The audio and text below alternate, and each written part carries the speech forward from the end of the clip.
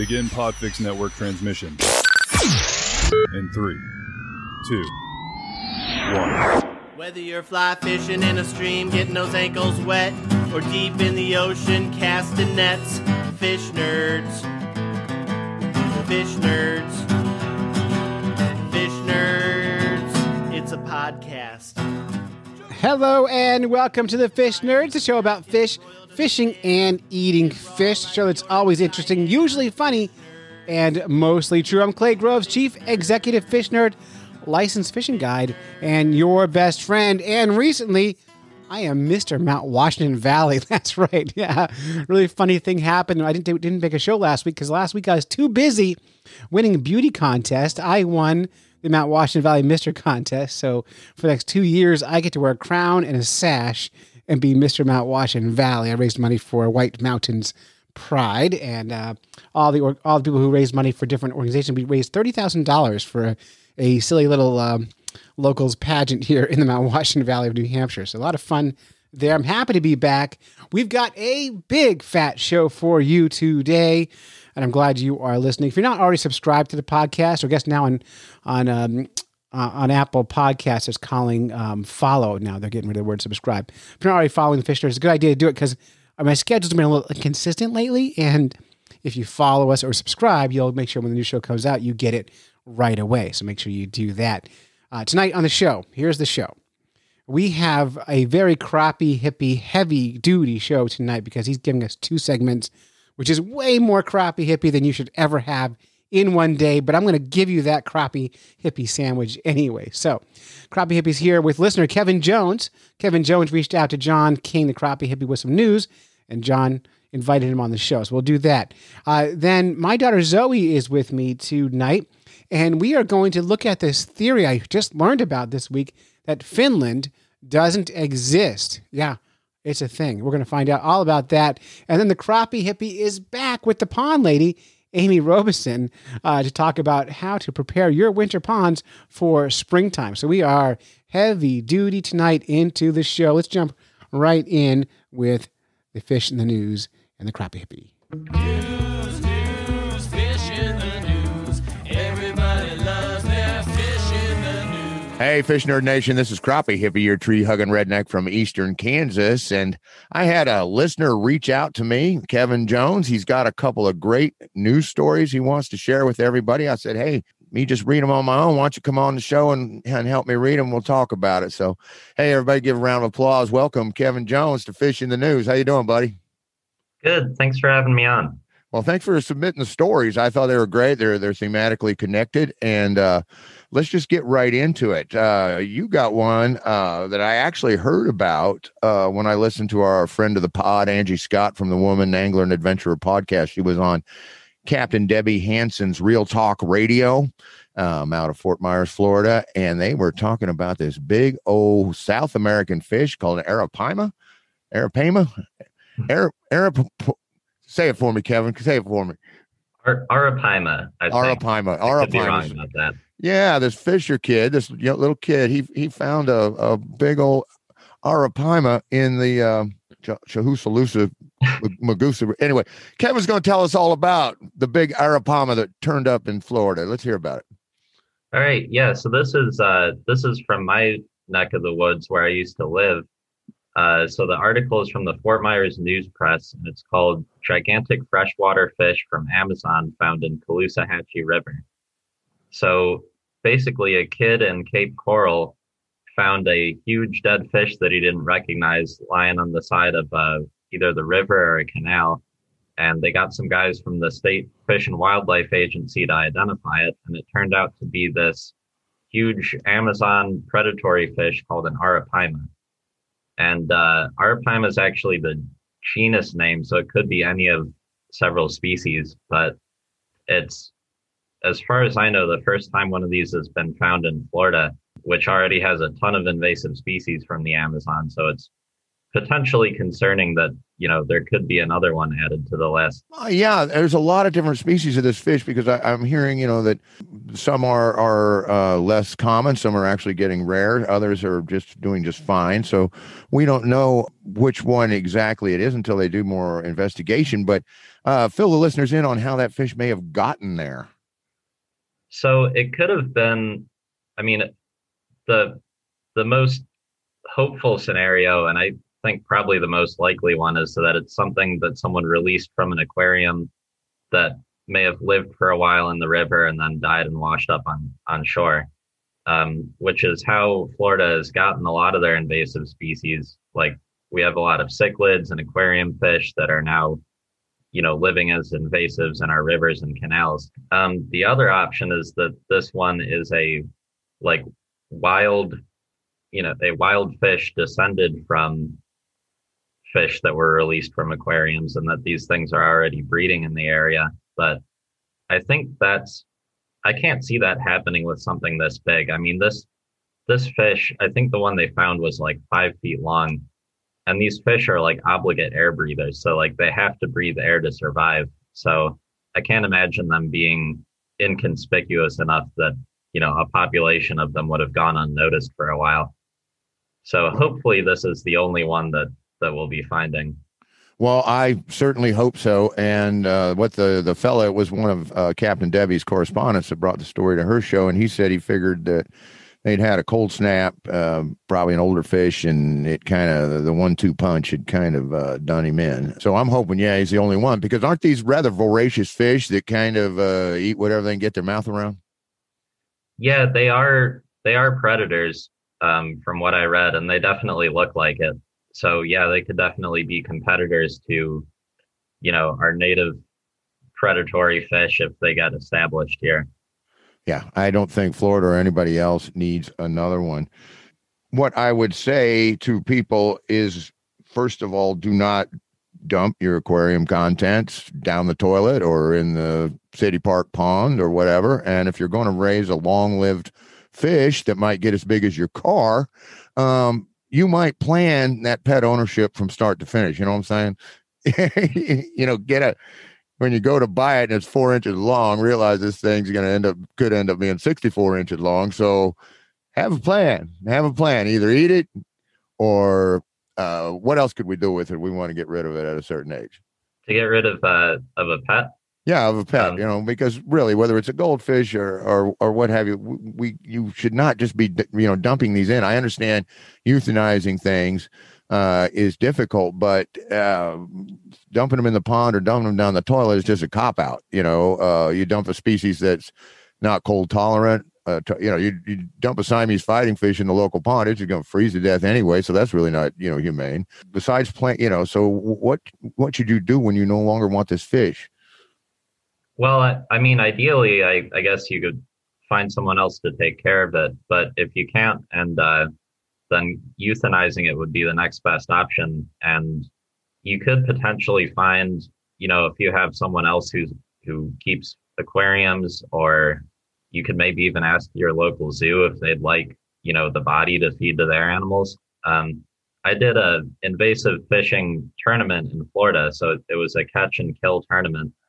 And all of the fish that the tournament contestants didn't want to eat, they took to the Naples Zoo and fed them to the animals there. So that that way at least the fish remains aren't going to waste, I guess. Well, that is a great and a real creative solution. I love that. And I was just sitting there thinking, well, man, you find somebody with some cats or a bunch of chickens, or there's a lot of animals that would take a fish and make a nice food source out of it. And they're supposed to make really good fertilizer too. Absolutely, bury them in your garden. Heck yes. And I guess, but Arapaima is prized as a culinary fish in South America and in Asia as well, from what I've been reading. So there's all kinds of things you can do besides foist your unwanted pet on the rest of us. I don't care whether it's a dog, a cat, fish, bird, whatever. Make sure you got a plan, start to finish. And I've read Arapaima are actually starting to catch on as kind of a destination fishing target too for American anglers. I've heard Go that too. down I've the heard they will tear you a new one, and the fact that they get 5 feet long, but they're super aggressive. They hit the top water. They chase baits. You know, I've been picking up on this more and more as people seek to sort of turn the tables. Don't bring them here. Go there and catch them there and observe them there and enjoy them there or read about it. But if you insist, on having one, definitely have a plan. But I wouldn't mind tangling with one. I know that show River Monsters turned people onto them, and now a lot of guys are going down either with the fly rods or with conventional tackle and enjoying fishing for those. So I don't know. You curious about that? You ever thinking about tangling with one of those? That'd be, I'd love to. I mean, I'm not much of a trophy fisherman. I'm just as happy catching, little panfish as anything else. But it would be pretty cool to see one of those in their native habitat. Well, that would just be it. You go to the native habitat and you meet the people and you get to go out on the river and you get to see nature in entirely different place like you've never been in your life and catch this crazy cool fish. So no shade on the Arapaima. It's not its fault. And we're hoping that, it's not going to invade here and that we'll just keep it down there in South America where it belongs. And we all go down there and get our chance to take a look. It's funny though, because all the stuff that keeps winding up in Florida, a lot of it actually is really fun to fish for.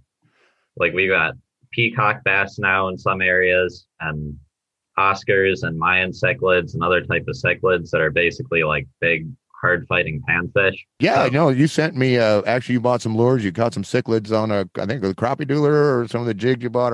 They love that. Yeah, and it looks a lot of fun to me, and everybody's attitude down there. My Instagram friends from Florida are all like, "Hey, they're here. Let's not freak out. Let's do what we can do. We got to live our lives. Let's just catch them and enjoy catching them and have fun catching them." And good eating too. And good eating. Yeah. If they're coming from, some people say you got to really watch, but where you take fish from, but that's true everywhere. I mean, there's sections of the Call River over here that you don't want to take the native channel cat, flatheads out of, you don't want to eat them. But if they're from a good water source, I've heard people are clearly, tilapia is a type of cichlid, right? Is that right?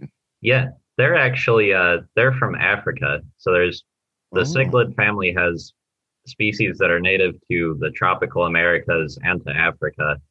And then we have both in Florida.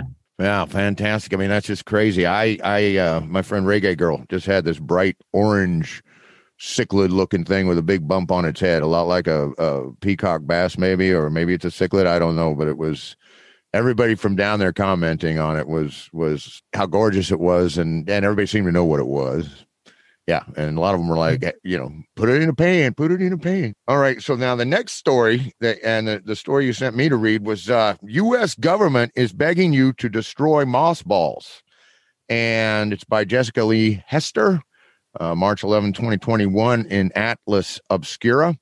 Mothballs. They're, I guess, a charming little aquarium do-what's-it plant that's become popular for people to buy and throw into their aquarium, and it's something that looks like it's going to try to trend, but right now they're trying to stop it in the bud because these mothballs are coming over here with a lot of zebra mussel larvae on them, and we're already afraid that we've got hydrilla, we've got milfoil, we've got these aquarium plants that people have dumped in the water, and now they're a problem all over the place. And it's not so much that we're worried about the mothball getting out of hand, but the little riders, and they show a picture here of a mothball with a tiny little zebra mussel attached to it. So amazing that we have another input source for zebra mussels.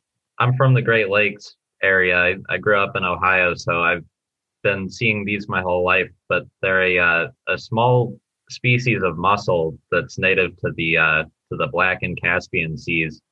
And they first showed up in the Great Lakes in the, I think, 80s or 90s. And they came over in ship ballast water and just have completely taken over the Great Lakes and most other bodies of water that they've gotten into in the U.S. They're very aggressive and fast growing and can outcompete native mussel species. And so the U.S. and state governments are trying really hard to keep them out of any areas that they haven't invaded yet. And this finding them in mossballs or these little aquarium plants is kind of the new potential vector for them to get into more areas. Yeah, it's very, very big potential. I mean, the entire Mississippi drainage, we have them here in Kansas. Because what they tell me is, they're 100% taker. There's even, I was asking Amy Robeson, the pond lady, and I was like, well, what's the deal? How come we can't just put red ears, what they call shell crackers in there? And she goes, oh, they'd eat them, but apparently the eggs can pass right through their gut and still be A-okay to go. So even if they eat the parents, we really can't control them with a good native species fish. I also read in this article that they have gotten new regulations and things to stop the boats from dumping the bilge water in a way that is going to affect, I don't know if they have to dump it out in the ocean. They didn't get specific about what they're making them do, but they really, they figured out the source, cutting off the source in terms of the big cargo ships. But now, sneaking in through the back door, we got the pet trade, the aquarium trade, trying to create a little trend with the mossballs. Quote, Wesley Daniel, database coordinator and fisheries biologist at the USGS, recently learned that they were on the mossballs at his local Petco in Seattle. And I was shocked, Daniel says. Other non-native species have been known to hitchhike on plants. Salamanders from the Northwest, for instance, have been ushered eastward on Christmas trees. But we never expected zebra mussels to travel through aquarium plants. It's not a pathway we ever considered, which kind of surprised me because knowing how many aquarium plants have been introduced and down in your subtropical zones, how many aquarium fishes, it's like, get with it up there in Seattle because, this is another way. And it doesn't take very many to get it going. Is that right? Right. Yeah. Their eggs and larvae are pretty tough. And it doesn't take much for them to establish a breeding population. Well, it is a complicated problem. Now, if we're going to get rid of mossballs, we've already done the hard work and talked about how to euthanize fish. If I'm going to get rid of my mossball, what were some ideas we can explore there? Submerge it in boiling water for 60 seconds. Dunk it in diluted bleach for 10 minutes or in vinegar for 20 minutes. And any of those will kill any zebra mussels that might be hiding in there. And I suppose if it's warm enough and dry enough, you can probably just throw it in the driveway or in your compost pile. But on the other hand, maybe you ought to just I say that cavalierly and probably shouldn't because let's say it rains the next day or something. These are some tough organisms that actually exist out of water for a couple of days. So let's say you just throw it in the compost and then you get a downwasher like we had yesterday and you gully wash some of those down to the creek, and next thing you know, lo and behold, even though you didn't even think of it, you've already introduced them. So if you've got mossballs, get rid of them. And if you're wanting to jump on the trend and get mossballs for your aquarium, do something else. All right. Anything else tonight, Kevin? Fishing wise, the walleye spawning run's starting here in Ohio. So I'm hoping we'll have some pretty good fishing in the next few weeks. I've been watching the water temps here too. We're creeping up on 40 degrees. It starts pushing that 45, and of course we've got some rain, so they're going to be opening some tubes and some tail races for us. So we're going to be looking at some walleye swimming up in there around here pretty soon as well. Get on out there if you're in the Midwest, either old or new. Walleye time is coming. If you're down in the Carolinas and point south, the crappie are turning black and moving to the bank. Sand bass are starting up in Texas. But up in Minnesota, New Hampshire, apparently they're still out on the ice, wanging away at the panfish. I guess that's what we go for on the late ice season, catching the crappies and the bluegills and so on and that. All righty, everybody. This has been Kevin Jones, our friend and listener and good glasswater customer. We appreciate you coming on the show tonight, Kevin, and bringing us some good fish in the news stories. Yeah, thanks again for having me. You betcha. This has been Crappie Hippie, your tree-hugging redneck from eastern Kansas, saying tight lines and Valentines. Peace out.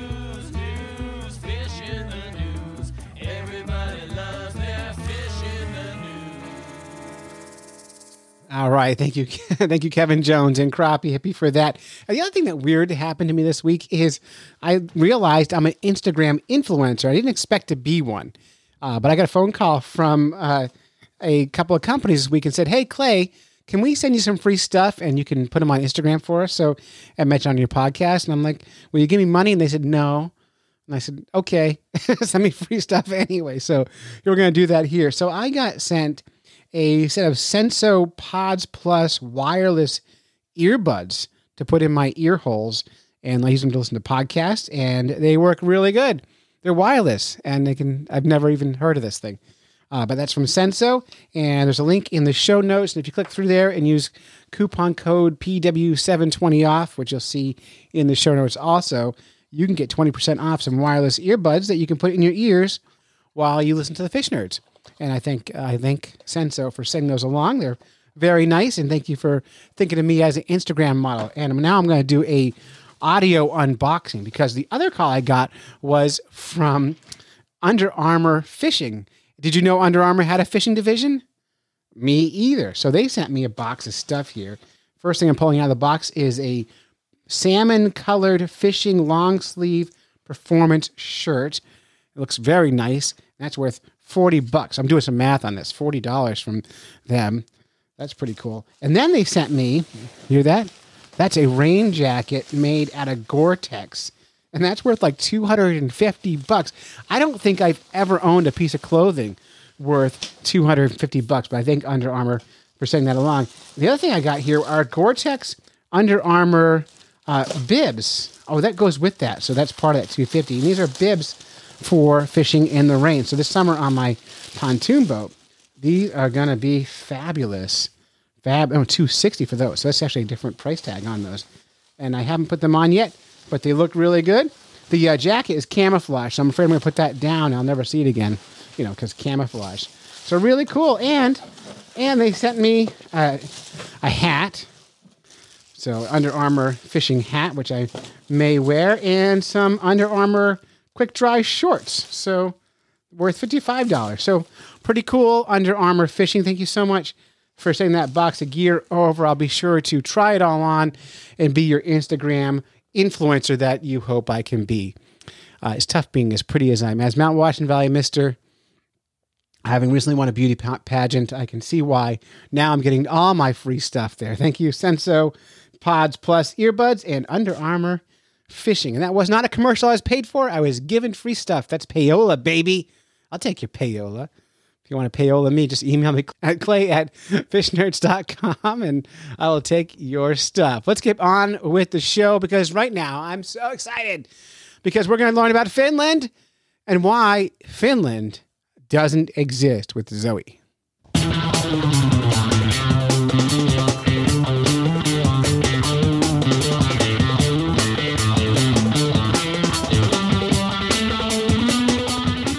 Oh my goodness, we are so lucky. It is our luckiest day of the year because we're joined by our chief teenage correspondent, Zoe Groves, 14 years old, celebrating 7 years as a podcaster here. Hi, Zoe. How's it going? Good. How are you? Good. And for those who are not in the know, Zoe is my daughter, and very happy podcasting with her. And we have a very important topic to discuss.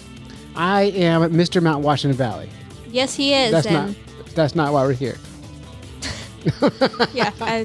No, we're here tonight to talk about something that's even more important that we learned this week, and this is big news. Finland doesn't exist. It's not a real place. Have you heard this, Zoe?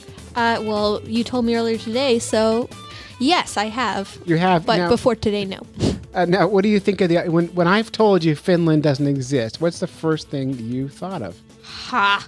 Come on, right? Yes. Well, we're going to take apart this conspiracy theory of Finland not existing, and then I'm going to reach out to my friends who claim to live in Finland, and maybe I can get them on the show next week and find out if they're really in Finland or in some weird part of Russia or Sweden. So let's break down this conspiracy theory. This came out of Reddit, and they made it onto other websites, and you can Google this if you don't believe me. It's a real thing. Okay, here we go. Here is the theory. We're going to talk a little bit. Interrupt me whenever you need to. Okay, Zoe? All right. So in the Cold War era, you know what the Cold War was, Zoe? Yes, I do. What was it? It is when nothing actually was happening, but it was this. I don't know. Okay, with Cold War era back in the I guess 1980s. Was it the 80s? I don't know. So let's just pretend we know history. You know what the Cold War era was? Yes. Me too. Okay. So in the Cold War era, Japan and the Soviet Union supposedly shared a secret about a stretch of the Baltic Sea between the Soviet Union and Sweden. Around the mid-20th century, the two nations collectively spread the idea that there was a landmass known as Finland on the stretch of ocean to keep the good fishing between themselves. So that's why we're talking about this. Finland is known for a place of great fishing. Yes. And not being a landmass, according to the Russians and Japan. Now, do you know how far Japan is from what we know as Finland? Really, really far. It's like 8,000 miles. Like, that's too far.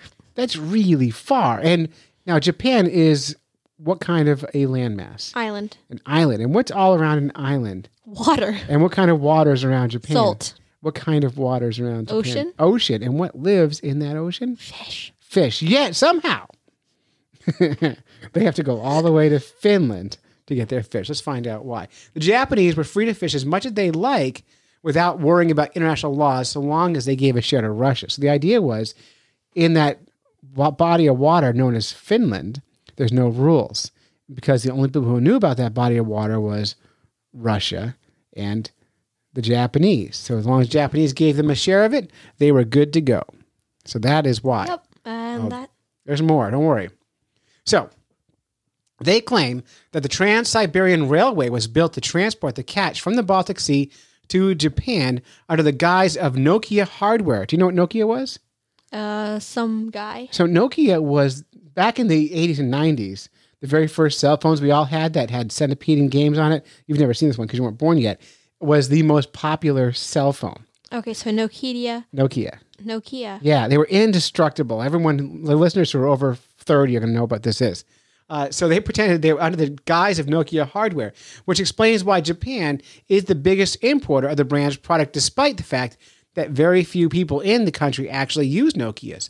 Another claim is that social democrats are using Finland as an idealized model of how a liberal society should be. Even the name Finland proves the theory they claim, as it comes from a fin of a fish, ignoring the fact that in Finnish, the country is called Suomi. So, there you go. So, Finland, named for the fin fish. There's more, though. I'm not done yet. We're going to take this part in a minute. So, about 5.5 million Finnish people themselves. So, there's 5.5 people in Finland who claim to live there, right? And there's thousands who immigrate and visit Finland every year. So what about them, right? What do you think about those people? Are they there? Yes. Well, here's what the conspirators are saying. The conspirators have thought of an answer to this. Their claim is that the Finnish people, while believing they live in Finland, are actually residing in small towns throughout Sweden, Estonia, and Russia. They're being lied to because they can't be in Finland. Because why? Because some people think Finland is not. Because real. Finland isn't there. It's true. Yeah. This is where people traveling to Finland actually are flown to. However, like any conspiracy theory, there's strong evidence against it as well. But so we should probably talk a little bit about more where this theory comes from. By the way, we're looking at a map right now that shows Finland not there. All we see is Sweden, Norway, the Baltic Sea, and Russia. So they just took it off the map. They took it off the map. Just get an eraser. Get an eraser. So this theory's been out on Reddit for a couple of years now, and I love this theory so much. And like every other theory, they're pretty easy to debunk if you use rationalization and science, right? But I'm going to play this game as if it was a real thing. So I want you to try and debunk this theory. So I want you to tell me why this theory is wrong, and I'm going to tell you why you're wrong. All right. So this theory is wrong because Finland is a place. Yeah, no, that's what they want you to think. Who is they? They would be the New World Order who want you to think that Finland is there. In this way, you don't let the secret out between the Russians and the Japanese that the best fishing in the world is in Finland, the body of water as Finland, not the landmass. They want you to believe that there's people living on this imaginary continent that's not actually there. You got more? Who is the they? I just told you, the New World Order. It's the world government. They're hiding it from you. How did you figure out what the New World Order was? Well, it doesn't matter what that is. Now, you might be asking, too, like, what about all the people who claim Finnish as a language or their culture? Well, Yeah. they're correct. They're- Yeah. So this theory does not deny the existence of the Finnish language or the Finnish culture. They just are being lied to about where they are. They're actually in Sweden or Astoria. So they just don't know any better. The same reason we know the Earth is flat, yet somehow they want to think it's a sphere, a round ball. Like that's even possible. All right. And so what about the Finnish language?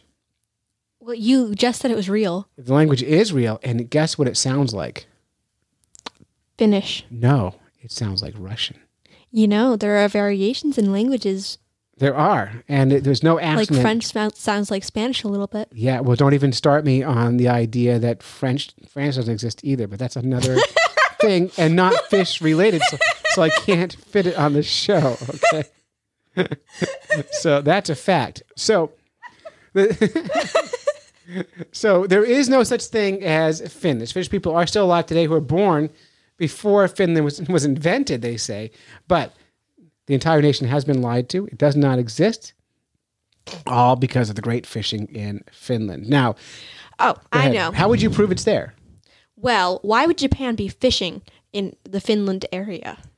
Well, because they fish there because the fishing is good and there's no regulations. There's too many rules around Japan. Like they can't take a certain amount of fish out of the water. They can't kill all the sharks. But there's no rules in the body of water named Finland because nobody knows it's existing except for the Russians and Japan. So, if only Japan knows about it, Mm-hmm. then why are there the same amount of regulations around Japan as there is in, and there's none in Finland?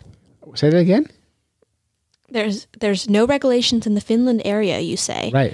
But there is in the Japanese waters. Right. Why would that be? Because Japanese waters are known to the whole world, and the environmental liberals in the environment, people who believe in climate change and being nice to people and animals, say that they can't catch and kill all the fish in the world because it would hurt the environment. You know how those liberals are. It's really a liberal conspiracy. I just am rolling my eyes at you. You can't hear your eye roll on a podcast. Nope, I rolled my eyes. So, Finland doesn't exist. We're going to dive more into this as we move forward. I am going to reach out to my friends in Finland who are species anglers, who claim to be in Finland and are species anglers, and find out from them if they really are where they claim to be. Tell me, how many people from Finland have you ever met, Zoe? Zip zero, not a goose. You don't want to know why? Well, 'Cause because I don't know Finland- anyone, but I know people who want to move Because there. Finland what? Because I know Because people Finland what? who exist. Doesn't exist. There's no such thing as Finland. Any final thoughts? You're wrong. It's not me. I'm just sharing the conspiracy theory of Then Finland. Reddit is wrong. Yeah, what Reddit doesn't tell us, which is I think the most important question, is what kind of fish? Oh, that is a good Were point. they 'Cause catching? that would make that would have some points cleared. Right. Of why Japan would choose to fish up there. Maybe they have like a really good tasting fish that Japan doesn't have, or a fish that they actually have to cook. Right. Yeah. You're making a Japanese joke, and I can smell it all the way over here. All right. Thank you, Zoe. Say bye. All right, bye.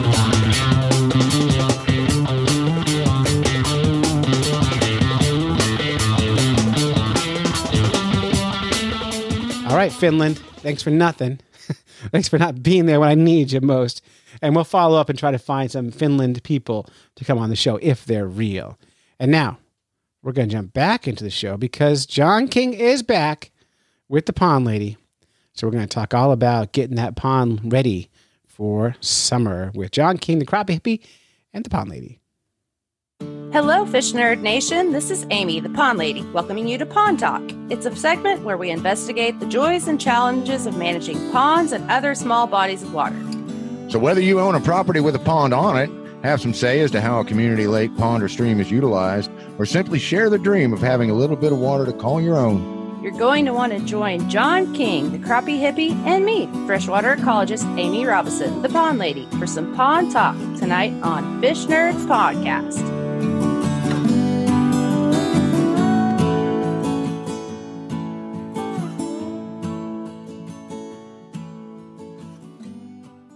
Hey, Crappie Hippie, guess what? What? Spring is coming for us, so you know what that means. Bet I do. I know it means a lot of fishing. Well, yeah, and to get that good fishing, we got to get our ponds ready for spring. So I've got some ideas for our test pond. Wow, that's fantastic. All right, I'm all ready to get the pond ready for spring. You know me, I'm a total pond geek. Now, I've been spending a lot of my time in the winter working on my habitat. We've been taking a few snags down by the pond out for firewood. I've been throwing in some cedar. I've been throwing in some pine. I've been throwing in some locust. The water's down, so I can just put on knee highs, wade out, and get that stuff in that great 6-inch to 5-foot zone. Is this a good time for me to be doing that? Oh, absolutely.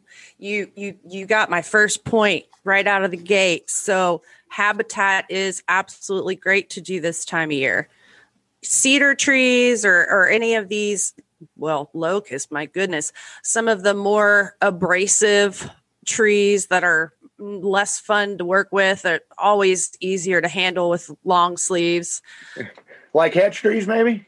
Yeah, a lot. How about coveralls? When it's cold enough to wear coveralls, that's a good time to be handling your hedge tree. That's for sure. Yeah, you want to be protected, but boy, they last a long time, and crappies love them. They love them. Oh, and guess what? I learned something not too long ago. So, in Oklahoma, we don't get real ice, like real ice. Yeah, like them New Hampshire folks up there and our good buddy Dave in Wisconsin. Yeah, them folks. No. So I heard a story about people doing habitat in these colder areas while there's ice by just dragging the trees out and letting them sit. And then when it's springtime, the ice melts and your habitat goes right where you want it to go. So that's a cool idea. You made a good point, too, about water levels being down, being able to just physically drag the trees out rather than having to mess with the boat and pushing them over the edge. But, that can be a thrill a minute, believe me. I know you've done it. I've done it, but there ain't nothing like picking up 60 pounds worth of cinder blocks and throwing them over and then have a 8-foot cedar tree go dragging in after them. It gets colorful in a 12-foot John boat. Especially if you're like me and everything you do is slightly awkward and you almost get pulled in with the tree every time. So if you don't capsize the boat. Yeah. Okay. So getting it in now is if good. You got ice, use it. Okay. Now I have a buddy up the road and he dug out his pond this summer during a dry spell, a little duck pond, just in his front yard. So, but he made it a lot bigger, a lot deeper. And now he's wanting, talk about aeration. Is this a time to do that? When should we do that? That's a good point. Okay. So, and there's a couple of things that can go along with that. I'll go back to the habitat. If the pond is empty, now is a great time to put habitat in too. So you have it exactly where you want it in the pond before it fills up. In fact, it's a lot of times easier to do that then. But if a pond has been drained and it's empty, now is a great time to do your dam inspection.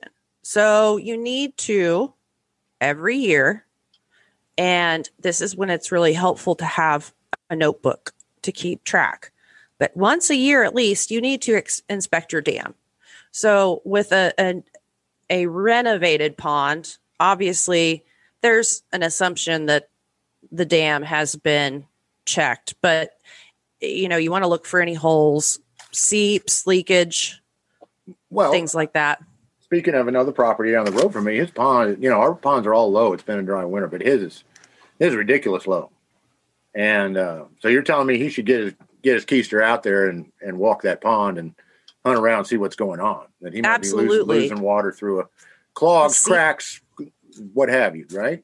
Absolutely. In fact, one of the best ways to find seeps or leaks, well, and this is unfortunate if his pond is mostly dry, but when it's full, if you go to the back side of the dam, you can generally find those seeps by seeing where the wet spots are. And also, when your dam grows up in the summertime, you may not necessarily see all of that stuff. Way easier to see now. For aeration, we like to get that in before spring. We always like to get it in before you start having any kind of problems. But for a new pond, getting a system set up so that as soon as it's full, he can flip it on, that would be absolutely ideal. Once the pond's full, it's already got the air going, and it's going to be on a really good track for a good life. Well, that's awesome. But even if it sounds like a good time to do it, whether the pond has water in it or not, because you're looking at a slower moving, less energized system. Right. Well, and you have less risk of overloading the demand for oxygen and causing fish kills due to a dissolved oxygen crash if you get the air going in the wintertime when it's colder and there's less bacterial action. So it's just a lot safer for the fish to do it this time of year. It also creates a trajectory for the spring that is so much better in terms of control for aquatic vegetation types. If you have restoration issues, management issues that are dealing with an invasive or not a native that's become invasive and taken over your pond. Okay. And speaking of vegetation issues, you had the cutest little Instagram post of the cutest little green plant. It was so great to see that little plant emerging in that pond. It's just adorable. You're a complete cuteness addict, just like my wife and my daughter. And I saw and that me little too. guy. I know. I saw that yesterday, and my heart just exploded because I love spring so much. And I've been telling people for the last week, it's coming for us. It's coming for us. I feel it. And then yesterday at that pond, I found that tiny little marsh pennywort, and he was so cute. And I said, there's some green. It's starting. So that is so dumb. I mean, I can't believe it. It's called marsh pennywort. I mean, it was the cutest plant you ever saw. And now the cutest little fairy kingdom name you've ever heard. But yeah, it got me really, really touched my soul too, because I'm so ready to get out. Ready. You see some green and see some things start to grow. And of course, our vegetation is super important. So I know you have a favorite. Yes, I do. Called longleaf pondweed. And it's killing me that I don't have a pond journal and haven't started a pond journal. And that is a great thing to ask people to do, not only to document your repairs and problems, but I wish I had a record of all the different shoreline weeds that we have seen come and go in domination. We've had the little primrose, which I adore. But if the carp get hungry enough, they'll turn on and eat that. They will. But they don't seem to like longleaf pondweed, and I love it because it grows in and around all my brush. It lays flat on the surface. It's not very hard to fish through, but it provides that shade factor, that open mat that fish really, especially fish around here, your sunfish species, really seem to thrive. They do. And your catfish as well. When you're talking about getting a diversity of habitats, the brush is giving the fish one thing, and then the longleaf pondweed moving in and around there, growing in and around there, combines with that to give them a really comfortable place to be. I think you're absolutely right. And it's funny to me that you say that the carp don't like the pondweed there, because they really like it here. It makes me wonder if these carp have regional variation in their preferences and their diet, but that's a whole other show. Okay. Carp are fantastic. Well, grass carp. You know how I feel. You know how I feel about common carp, but yes, so as much as we talk about the good vegetation, there are ponds that have been stripped. Right. So how do we get that good vegetation back? So this is the time of year when you need to start planning for that. So if you have a pond that's stripped on the edge. Okay, now stripped on the wet edge, how does that? Is that like my neighbor? He likes to mow on his side of the pond. He likes to mow right down to the water's edge. Oh, my heart. Oh, no, that's terrible. No, that's one of the worst things that I see on a repeated basis is people have an idea that their pond should look like a golf course pond and be completely manicured, no plants all the way to the edge. And that's really detrimental to a pond.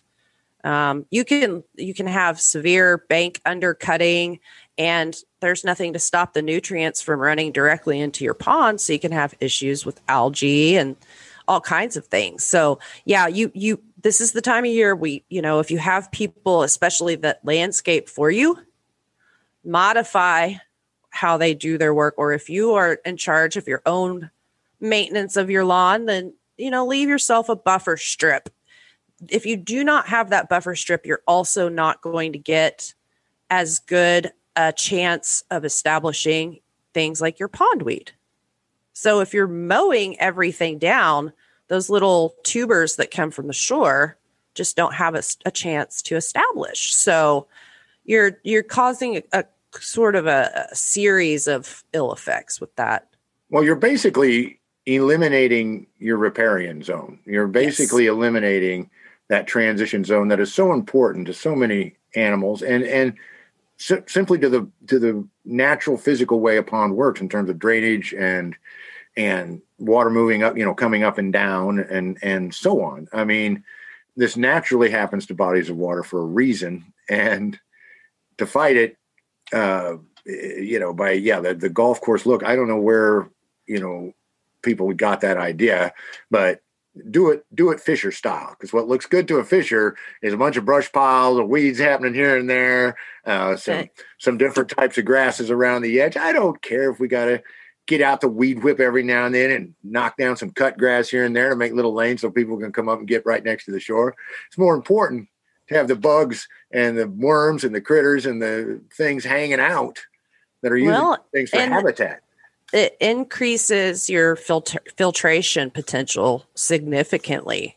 So it'll catch all the grass clippings, any fertilizers that you might have, or, any chemical treatments that might be on your lawn. You have the capability of catching that before it enters your pond. So if you run into a situation where you need plants and you can't physically plant them in the ground because of your substrate, they now have these things, and they're really awesome. Floating wetlands. Essentially, you take a big piece of styrofoam, poke holes through it, stick plants like cattails or lotus. Okay, I've seen something like this where you can either set pots, with the plants in them, or I saw some kids, some young people doing this with a biologist, creating these for it was either a city park or a golf course or somewhere where they needed to enhance because of the way it was maintained to keep everybody happy that wants everything plastic wrapped, I guess. But anyway, they were doing it in a way that satisfied everybody. So they had the vegetation mats. So you're creating an island of vegetation. And you put in some lotus or whatever natives that you want. That are a little bit more structurally solid. So it'd be really hard to stick a piece of pondweed through a piece of styrofoam. But, a cattail, you drill a hole and just stick a piece straight through. You want the roots to go to the other side, and then those roots will start developing, and they will actually pull nutrients out of the water. If you have too many nutrients, they can help filter. So that's a good option for people that don't have really soft soil that they can physically plant an aquatic plant into. So those are cool little things that we can do. Another thing too, this is when, if you have problematic vegetation that's become invasive or taken over, now is when you need to start planning for how you're going to control that. So things like carp we talked about, grass carp. We're talking about white armor grass carp. Yes. Sterile grass carp. You can generally get grass carp even in the winter from vendors. So getting them in this time of year, you can stock them even when it's cold. So getting them in before vegetation can start, but getting a plan of action for hitting vegetation early on in spring can help you get season-long control. So you're not putting lots of chemicals in over and over. So now would be the time to know what vegetation type you're fighting, what treatment you want to use, and get that stuff ready to go. Okay, so this is a now is the time list, folks. So this is your spring jobs because what you're telling us and what I'm picking up as we're going along, you want to get this stuff done now before the traditional. Let's say the traditional month for spring is March, April, May, where you're at. You don't want to be stuck in March, April, May trying to find the things, the plants to plant and the fish to buy. And so now's the time, for example, I would imagine, to get your probiotics ordered and any of the chemicals you might need ordered. Get your documentation started with your journal. And let's wind this up by talking about what we all dream of and what we all love to do. Shop around and order up fish. This is a good time to do that as well, correct? Absolutely. People often wait until they actually want the fish to go into the pond in the summer or spring. Finding a vendor that provides the fish that you want.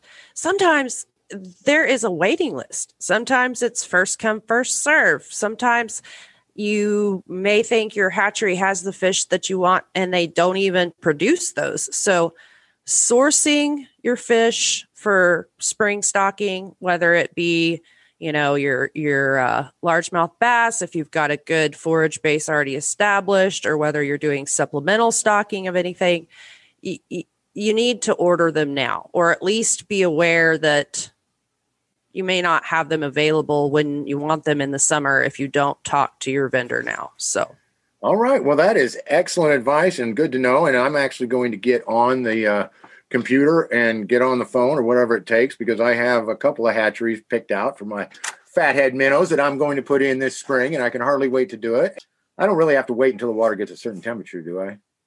Well, for most of our natives, you do want to wait until, and the thing about our natives is that they're generally not available even until the water temperatures are good enough for them to stock, because that's when the hatcheries can pull them out of the ponds safely. So I'm not as worried about when you stock them, because I don't think they'll be ready until it's warm enough. But you do need to wait for some fish to get the right temperatures, but for the most part, once they're available, you can put them in. And I know all of this seems like tedious stuff. It's definitely not as fun as seeing the fruits of your labor, but I guarantee that doing the things that we do to ponds in the right order at the right time will make a bigger difference than even doing the right things. If you just do the right things, great, but doing them at the right time can make a huge difference. All right, Amy. Well, thank you so much. That is an exhaustive list, and I am. As always, if anybody needs anything, they can always get in touch with you or get in touch with me, and we can cuss and discuss. Cuss and discuss. But I was happy that I was able to check a couple boxes off the list. I got some more I'm going to check off, but now I know the right time to do that. So I'm so excited for our pond. So excited for spring. So excited for the ponds. Thanks for getting together with me today, Amy. This has been Crappie Hippie, your tree-hugging redneck from eastern Kansas, with Amy Robinson, the Pond Lady. We thank you for tuning in to Pond Talk this evening. Everybody have a good time this spring. Look forward to spring. It's a-coming. It's a-coming. It's a-coming. Tight lines of Valentine's, everybody. Peace out. Thank you, guys.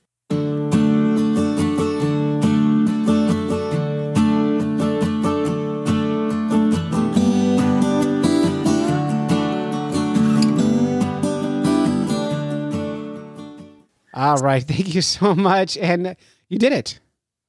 You've listened to a whole podcast.